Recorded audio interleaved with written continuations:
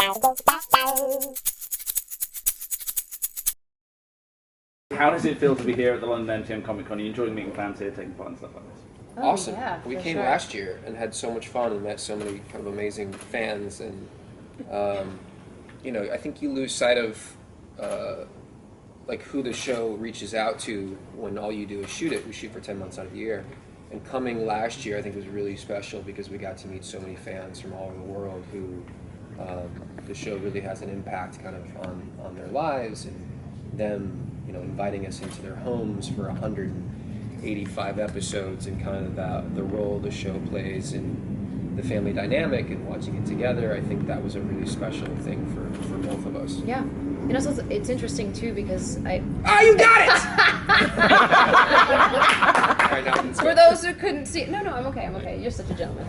For those of you who didn't see what just happened, we've been complaining about a drip of water in the ceiling, and now one just fell on me. We're melting! All part of my master plan.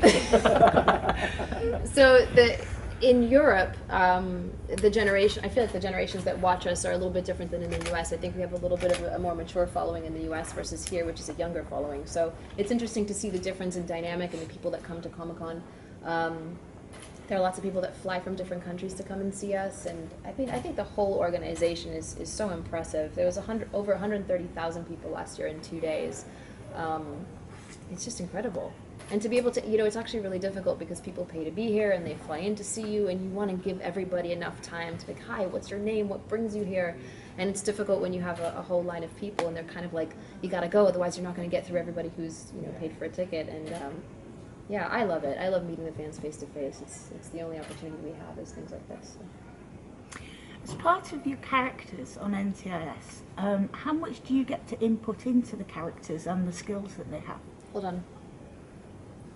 The skills How much that do you put into the words of your character? You mean dialogue-wise or character-wise? Character-wise, dialogue-wise, either. I mean, for example, you have an episode where you go undercover dancing, which is a personal skill of yours that you managed to introduce. Did you have input on that? It just fell on my nose. This is so great. It was like the best interview ever. Just the whole time, it's just you waiting to say something like interesting, and then just water dripping. Did you have input? Did you ask for that? No. I didn't ask for that. Actually, sometimes the writer's like, what do you think you would like to do? Actually, our showrunner sent us an email saying, like, if there's anything that you guys would like to do in the next season that you haven't done already. I can never think of anything. I'm just always happy when they add little fun things to do, such as the dancing. So yes, it was a skill that I already had. So not in salsa dancing though, but yeah, it was just really fun to do. It was actually supposed to be done earlier in the season, but because I was pregnant, I wasn't able to do it, and I thought that they would just have another character do it.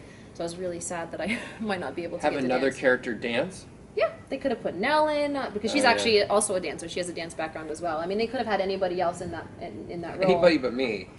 You kind of did dance in that episode Not too. really. I kind of flopped around like a Muppet. That's dancing as much as it's just graceful. Eric flopping. has one signature go-to move. That move is good though. As far as input goes, I think that part of it is that after 185 episodes, they have an idea of what our strengths are. And so I think you've seen the evolution of the banter between, Kenzie and Deeks. They definitely write to the comedic elements that we bring to the show. And they're also very open about finding things in the moment, which is that you do one per scripted, has the dialogue written, and then you can try stuff. And some of my favorite kind of reactions and moments in the show are moments in which they weren't it wasn't on the page. One of my favorite scenes still, forever, is after Deeks is tortured and he's going through a period where he's not able to sleep for weeks, and she comes over with Chinese food, and it's this great scene that they played in a 2-shot where there's a bunch of like really honest, natural improvisation, and it ended up being one of my favorite scenes. Because you find moments that aren't prepared for, and her reactions, she's so good at reacting to those moments. Especially when he's off camera and says things that he knows will get a reaction off of me, which are unsayable at this time. Yeah. But here's the cool thing too, is because I think that Eric and I have created a certain dynamic over the last 7 years, sometimes they'll leave, because what it is, for those who don't know, it's a camera on him, a camera on me, and it's behind us and everything. But when you have certain moments like this one that he's talking about, or during the proposal when Kenzie's in the wheelchair, sometimes you kind of have to have a camera on both of us simultaneously, because the things that you get in the moment are going to be different every single take. One might take you to a more emotional place, a quieter place, whatever it is. And so to get the matching reaction from the other person, you have to ensure that there's a camera on both of you. Otherwise, you have sort of mismatched takes between us. And so, we always know when there's a camera either on both of us or at the same time on each one of us. We always know that that's a moment that him and I get to play more around with, because it's going to cut nicely in editing whenever they do that. So, and about the input too, there's that time where Kenzie's in recovery in season 8. Mm-hmm. And, she can't walk, and she's going through times where she's depressed, sad, angry, but it's all very negative feelings. And so between us and the director, we kind of felt like we needed a relief from that, something a little bit sweeter between them to show the sort of roller coaster that it is to recover from something like what she was going through. And so we asked Scott Gemmell, who's our showrunner and one of our writers, and he wrote my whole arc throughout the recovery, and we said, hey, do you think we can get something a little sweet? And so literally over lunchtime, he wrote a scene, and we shot it that day. Mm-hmm. And it just fits so beautifully. And for those who've watched it, it's the scene where they wake up in the hospital, and she's like, I don't want to be here anymore, and he's like, I know, but you have to. And it's just a sweet moment before everything crashes again. And that was written on the day and shot literally a few hours after he wrote it. So there is a degree of input on our part with what happens.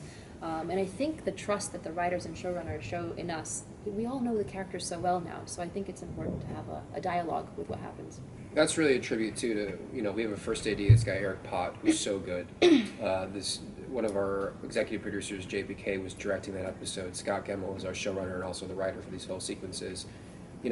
Having that discussion, saying, here's our fear, we don't have a moment to emotionally connect to the beauty of this. Obviously it's this tumultuous recovery, but we need a moment of not brevity, but a reason to fight for these two. And then to go off and do that over a lunch, come back and trust to shoot it, is remarkable, especially on a show that's such a well-oiled machine that, we're in season 8, for them to go, all right, let's adapt, go try this. I don't know if I've ever been a part of a project that was able to kind of on the fly make those kind of changes, which is amazing, and a tribute to those guys, to Gemmell and JPK and Eric Pott. What is your acting technique? Because you said about repetition, and I was thinking of mine, how you your banter and stuff. What do you do? What's your acting technique, and how do you apply it to your characters? I can tell you that I studied something specific, but I can also tell you that regardless of what that specific thing is, what I learned most is I don't need a technique unless I need help for any reason in the moment. Because if you listen, if you act and react, you're going to be in the moment and be in the reality of it, regardless of what the technique is that you've learned or not learned. It doesn't matter if you come from a Shakespeare background or not. If I'm listening genuinely to what he's saying to me in the scene, and I react appropriately, you have a real moment. So since we're playing real human beings in, supposedly real situations, that's all we can do. And I think it also... The repetition is like the takes, not so much repetition like going back and forth with the word and then, Yeah, we usually read it once before we do it on camera. I think that also plays into finding moments, because if she's just listening and reacting, when I change, she has to adapt. And that's how you get, these different variances of takes. Otherwise, and there's people that do, everybody's got their own kind of method. Mine was from William H. Macy. One of my first movies ever he was in, and he said, acting is just listening and then telling the truth. And the only time I stop myself, and she sees it, when I'm in a take, where I'm like, that was bullshit, like I wasn't telling the truth. And I just go back and pick it up until it's the truth. And whatever version of where that character is in his head, even the bad guys tell the truth in their own minds. So bad guys don't think they're bad guys. Right. They think they're doing the best for whatever their intentions or objectives are. So they're still telling the truth. Yeah. So no matter what the character is, he's still telling his own version of the truth. Like you do a big broad comedy, like this is the best example of how this works. Like Dumb and Dumber, I did the prequel to that, which is a terrible, broad comedy. But in the mind of Lloyd, who's the Jim Carrey character, he's still telling the truth. Like, that's just his viewpoint on the world. And what makes it so funny is he's so committed to being wrong about the world, but that's the way he sees it, right? And that commitment is why you can emotionally connect and go, all right, I'm going to make this ridiculous journey on with this character because this is how he views the world, and it's funny to me because he's so wrong, but also so committed. It's kind of like, well, I'm not going to say that. Are you going to plug another one of your No, I was movies, going to just or- talk about politics, but that was a mistake. Oh. You're so wrong with the view of the world, but you're so committed to it, it becomes a parody Hint, hint. of So, logic. wondering, so how big is the universe that NCIS and inhabit? Because we've seen Kenzie head over to Y50. We've seen Hetty visit Scorpion. Yeah. And then we've seen MacGyver on Hawaii 5-0. So how big is it? And It's are as you big guys as CBS. and are you planning any major crossovers basically in terms of between the other NCIS? Because generally You forgot they- Michael came to our show as well. Yeah, Michael whether Weatherly. they came to our show. Yeah, I was just about to say that in the past when you've had crossovers, generally just one or two cast members of one that Yeah. you're looking at, say what the Hourglass does and has one or two episodes where all like an entire team goes over somewhere else. I We're think it's very. Sorry. No, we're still exploring the possibility of that. I think Yeah. there's a good chance in the next couple of seasons to do an NCIS LA, Yeah. NCIS, that kind of, the episode that we all kind of want to do, which I is the think joining of. Yeah, but the major thing I think is probably scheduling wise, because it's so tough to schedule. I mean, there's 7 regulars on our show, and there's probably 7 or 8 on their show as well. So to coordinate, 16 actors on 2 different shows, one's on Sunday, one's on Tuesday in the U.S. I think it's more so than anything else. It's a logistical thing, because then you also have 2 showrunners and 2 line producers, and everybody's trying to coordinate all these things. So yeah, but I agree with Eric. I think it's just a matter of time until we do something really cool like that. I'm going to go do do it Big all. Bang. I'm going to bring Deeks to the Big Bang Theory. Maybe Deeks goes to Mom, does a couple episodes of Mom. Is that a show over here? They have Mom over here? Yeah. Yeah. That's a funny show. It's been running for so long. If it did end, God forbid, how would you like to see both your characters' stories wrapped up? I've never gotten that question before. Good question. I think both of these characters, I can talk about Deeks. I think for Deeks, his journey has been one in which he's searching for, I think, the love that he never got from his dad. And I think he has an interesting relationship with his mom. I think that Hetty has played almost a mother figure to Deeks in helping him kind of figure out who he is. I think the most kind of self-actualization or definition of character has come with the relationship with Kenzie. And so I think that, the obstacles that they've given to these 2 characters and how that has evolved that relationship, I can't see any other ending for Deeks to find happiness but somewhere within that. Yeah. Just to sort of give you a shorter answer, but very similar to Eric, I think Kenzie is looking for someone to call home. She ran away from home when she was really young. She was really close to her dad. You guys watched the show, and then obviously he was murdered. And she ran away from home because she never had much of a relationship with her mom. I don't think her mom was a bad person or anything. I think they just didn't connect on any level. And so it's this. Oh, and plus for Kenzie, every man in her life has been killed. It was her dad, it was Dom, her first partner, who was kidnapped and killed, and now Granger. And so there's this fear of proximity with another human being, but at the same time it's this desperation to try and to want to call someone home, no matter where she is. And I think that considering all the obstacles that these 2 have been through together, both them going through it and the other one being a support system and vice versa, she's found home with Deeks, there's no doubt, and I think it would be really, really unfair if they didn't end up together happily married with children or something. Just another drop. In the end, it wouldn't be fair if they didn't end up together, I think.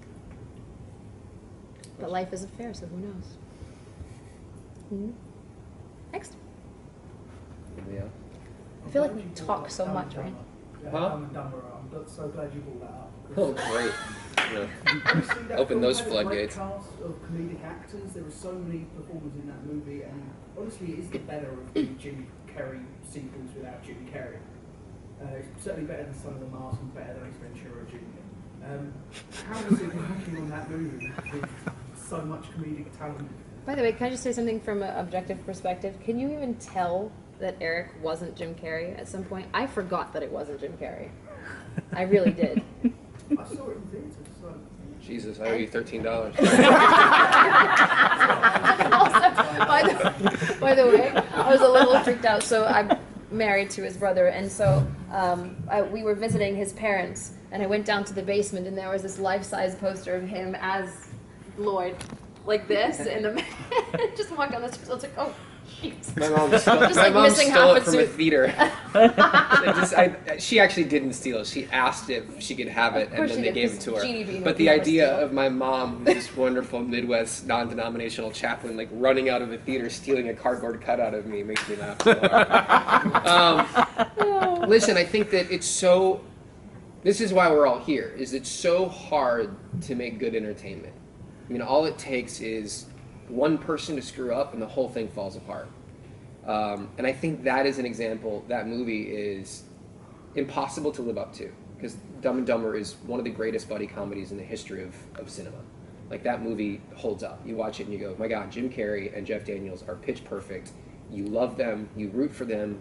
I think it's a definition, as we talked about before, of a character whose perspective on the world is so strong that you're like, this is absurd. And then there's a moment when he's humanized, when Jim Carrey says, I'm sick of being a nobody, and I'm sick of having nobody. Oh, and then always makes me cry. in that moment, you're like, these ridiculous cartoon characters, I sympathize. These are universal themes, and we're with you. And for the rest of the movie, you go down this rabbit hole of nonsense. So I think when they said they're making this movie, I was like, this is the worst idea I've ever heard. And then I booked the movie, and I was like, yes! And then I go, oh my God, this is still the worst idea ever made. And I felt like, throughout that whole movie, all I wanted to do was make him happy, is to just do justice to what he did, because I grew up such a fan of his. And then I remember watching, some late night show where they asked him about it. He's like, all I see is the pigs. And I'm so remembering this moment. All I can see is the pigs at the trough of my hard work or something. And I felt like, oh my God, I'm so heartbroken. But then his manager came up to me at a party like a couple months after the movie came out and said something like that Jim had seen the movie, and at some point in time he stopped forgetting that it wasn't him. And that for me was like, I slept for the first time in a month. Because it was all I wanted to do is make that guy happy, because he was, and still is, a legend, a genius. I think the scene in the house bathroom with Bob Saget screaming about Over the walls, yeah. Yeah, I think that scene on its own made me laugh more than the actual Dumb and Dumber sequel. Well, I won't touch that one. That's a very nice compliment. That is a very funny scene. That is a very funny scene. Yeah, I mean, there are parts of it are really funny. And Derek Richardson, who played Harry, is still one of my best friends. And Bob Saget, and we had Sherry O'Terry. We had who played the principal? Eugene Levy. Like, we had so much fun making that movie, but we all knew we were doomed. I mean, just like you put a target on my back and then just go for it, kid, run. Just looking back, waiting for the shot to come. Yeah, no, I've made a lot of those guilty pleasure movies. There's a lot of, before I did the TV show. You owe a lot of people a lot of money. I owe a lot of people a lot of money. Like Beer Fest and Fired Up and Not Another Teen Fired Up Movie. is really fun. Fired Up is actually really funny. That's a funny movie. That was really fun to make. One of the greatest things about you is you have the capacity of having chemistry with almost everybody that you act beside. That's Not a lot of people a really have nice that. compliment. That's I'll true take though. He's adapt man here. If you were a superhero, you'd be adapt man. I'm not sure what that means. What's adapt? Like adapt? You both? adapt to any situation. Adapt and to man. every person. So- Adapt man. So it's a noun and a verb. And an adjective. Sure.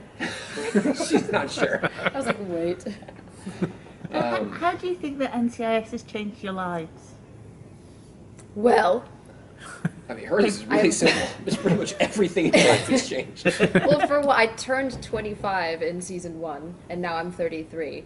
I met my husband. I had my child. I got married. I had a second child. I bought my first house. sold that, bought a second house, and my entire life happened on the show. Yeah, Seriously? Free shower with every interview. It's just a little Legionnaires' fungus disease. or something in there. It's totally Legionnaires' disease. It's okay, guys. I'm just getting syphilis over here. Why is there syphilis in the air conditioner? I didn't put it there. Half the cast of Riverdale is hanging out upstairs. I have never seen the show. I just thought it'd be really funny. I have no idea who's on the show. It's just the first name that came to mind. I would have made an OC joke, but those kids got fired. So, oh, I did it again. Oh, this is why I shouldn't do interviews. Wait, hold on. I have an answer. What was the question? Stalling. Oh yes, the show. How has it changed? I have a really interesting perspective on this. Right, but before that, so I essentially did 8 years of TV and film before the show. And listen, if you're working, which is the greatest pleasure of all time, you're gone 6 months out of the year. So I would be shooting in all over the world, and then you come home and you audition, and then you book a movie and you go back to someplace else. It's a really difficult way to have a family. So when I said, when I met Sarah, my wife, and I was like, this is the person I want to be with, I want to raise a family, and I don't want to do it. But you met on a show together. Which we met on a TV show together. I want to raise a family. I was like, how do I stay in LA and do that? And they were like, there's a show called NCIS LA, and I go, never heard of it. And they're like, it's the #2 show on the planet. I was like, what's #1? They said NCIS LA, or NCIS. I was like, never heard of it. And I was like, is it comedy? Is it drama? What is it? And they were like, well, actually, they're casting a role for one of the new leads. His name is Victor Cruz. And he's supposed to be East a LA Latino character East first. LA Latino street cop. I was like, I'm perfect for it. Send me in there. Who, by the way, was supposed to speak fluent Spanish. Yeah, I don't speak fluent anything. I can barely speak English, obviously. So I was just like, but this shoot's in LA, and I remember the audition scene was like me talking about a motorcycle with Kenzie. And everybody else they had auditioned for this part had a chemistry with her, but they finally just gave up on it. Chemistry read with me. Yeah, what did I say? You just said chemistry. Chemistry read with her. So they would bring in and they'd be like, hello, you're so pretty. And then you would say your lines, and they were like, this is nothing like that. You're so pretty. Apparently they're Russian. the Russian But East must LA speak street Spanish cop. in the East LA. I'm derailing this story. This is my life with him on the set. by the way. So I came in and did my audition, and the showrunner, Shane, looked at me, he's like, I feel like there's more you want to try. And I was like, well, we can do two things. We can, do the words on the page, or I can kind of figure out the character. And he goes, give it a shot. Do whatever you want to do. And so I made up a monologue, like a full speech in the audition, improv, about her and prior boyfriends, and just kind of pinning what this relationship looks like and who she is based on, the stuff that I had read. And he just looked at me after we're done. He's like, okay. And they sent that to the studio, and the studio was like, No, but he's supposed to be Latino. he was supposed to be a Latino street cop from East LA. But they brought me on board for a couple episodes to see if it worked. And then I went off and shot The Thing instead of finishing the show. But they brought me back for the second season, and that has been life-changing because I get to be in LA. I get to do drama and comedy. Drama undercover, characters that are ridiculous. You gained a sister. And I gained a sister-in-law, which is really exciting. It's been awesome. It's been a wonderful experience, and all my friends that are off shooting films, I don't have any pangs of jealousy for them flying to, Estonia. What's wrong with Estonia? I love Estonia. Are you from Estonia? No, I'm not a fan. I get kicked out of Estonia at gunpoint. That's another story for another time. What did you just say? I've never heard that story? I don't know that I have. I got kicked out of Estonia with Tayo, my friend from about Nigeria, that. Yes, I did. put into a windowless van at gunpoint. It's a beautiful country. Not a big fire to fire it up over there in Estonia. What? Done. We're done! That's all you get. Enjoy the Riverdale, kids. Thank you very much. Oh my gosh. I apologize for the part.